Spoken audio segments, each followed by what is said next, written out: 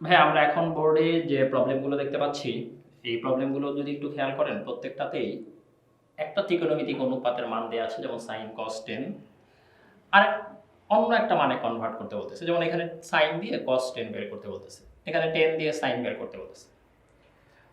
এই প্রবলেমগুলোর মধ্যে কিছু প্রবলেম পরিচিত হতে পারে, 9-10-এও ছিল ভাইয়া। তো আমরা যদি একটু ত্রিভুজের কনসেপ্ট দিয়ে এগুলো সলভ করি, আমি এখান থেকে বাছাই কিন্তু কয়েকটা প্রবলেম সলভ করে দিই। ধরেন ভাইয়া যদি 2 নম্বর প্রবলেমটা চিন্তা করেন, কি দেওয়া আছে 10a = a/b। ভাইয়া 10a = যদি a/b হয়, তাহলে আমরা একটা ত্রিভুজ আঁকি আগে।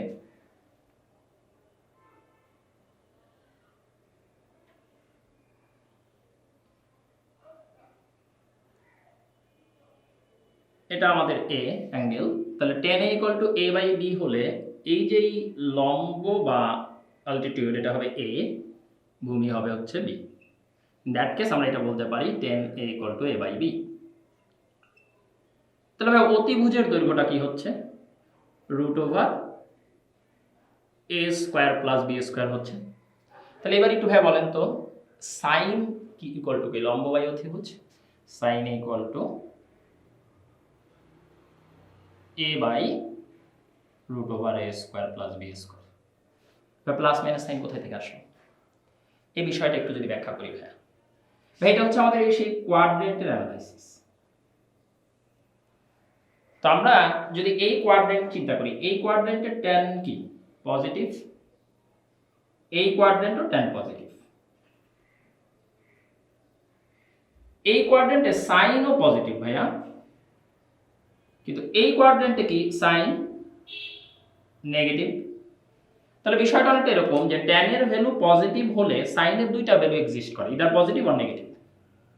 আবার যদি tan নেগেটিভ হয়, ধরেন এই কোয়াড্রেন্টে tan a নেগেটিভ, এই কোয়াড্রেন্টে sin a পজিটিভ, এই কোয়াড্রেন্টে tan a নেগেটিভ, এই কোয়াড্রেন্টে sin a ও নেগেটিভ। আবার দেখেন এই যে এই কোয়াড্রেন্ট দুটো আমাদের কি সাজেস্ট করতেছে, tan এর ভ্যালু যদি নেগেটিভ হয় তাহলে sin এর দুইটা ভ্যালু পসিবল, পজিটিভ নেগেটিভ। তো বেসিক্যালি এর কারণেই দেখেন পজিটিভ হলেও যেহেতু পজিটিভ নেগেটিভ ভ্যালু থাকতে পারে, নেগেটিভ হলেও পজিটিভ নেগেটিভ ভ্যালু থাকতে, আমি কিছু জানি না উইদাউট এনি কন্ডিশন, আমার যদি কোনো শর্ত দেওয়া না থাকে তাহলে পজিটিভ নেগেটিভ সাইন ইউজ করতে হবে। তবে এর পরের প্রবলেমটায় যদি আমরা যাই, 3 নম্বর প্রবলেমটা, এই প্রবলেমটা ভাই আপনাদের 9-10 এর বইতে ছিল। আমি আপনাদের সাজেস্ট করব যে ওই আগে যে প্রসেসে করছেন না করে একটু ত্রিভুজ এঁকে বা ট্রায়াঙ্গেল ড্র করে করলে কিভাবে হয় একটু দেখুন। ভাই আমরা 4 নম্বর প্রবলেমটা যদি খেয়াল করি, এখানেও tan দেয়া আছে, cos phi তে যেতে বলছে, তাহলে আমরা আবারও ত্রিভুজ এঁকে ফেলি। তাহলে ভাই ধরেন যদি আমি ত্রিভুজটা এঁকে নেই,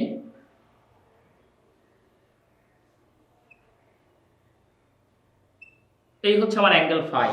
কি দেয়া আছে ভাই দেখেন তো সবাই, tan phi = সামথিং দেয়া আছে, তাই না? তাহলে উপরেরটাকে আমি কি চিন্তা করি, একটা লম্ব চিন্তা করি, আর এটাকে ভূমি চিন্তা করি। অর্থাৎ এই যে এই দৈর্ঘ্যটাকে আমি sin θ - cos θ চিন্তা করব, এই দৈর্ঘ্যটাকে আমি sin θ + cos θ চিন্তা করব। তাহলে আমার tan phi = sin θ - cos θ / sin θ + cos θ এই শর্ত মেনে চলতেছে। অতিভুজকে যদি AB চিন্তা করি, তাহলে অতিভুজ AB = কি ভাইয়া,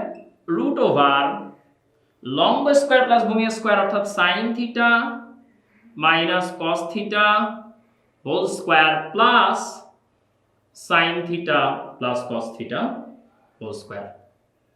অর্থাৎ বিষয়টা অনেকটা এরকম, a - b whole square plus a + b whole square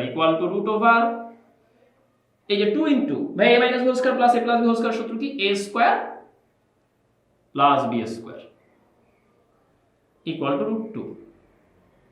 তাহলে এবার আপনি आंसर দেন cos phi = কি, cos phi = হচ্ছে ভাইয়া ভূমি বাই অতিভুজ। ভাই আমার এখানে ভূমি কি sin θ + cos θ বাই অতিভুজ হচ্ছে √2। ওই একই কারণে আপনার এখানে প্লাস মাইনাস সাইন √2 এই পাশে নিয়ে আসেন, √2 cos θ = plus minus sin θ + cos θ।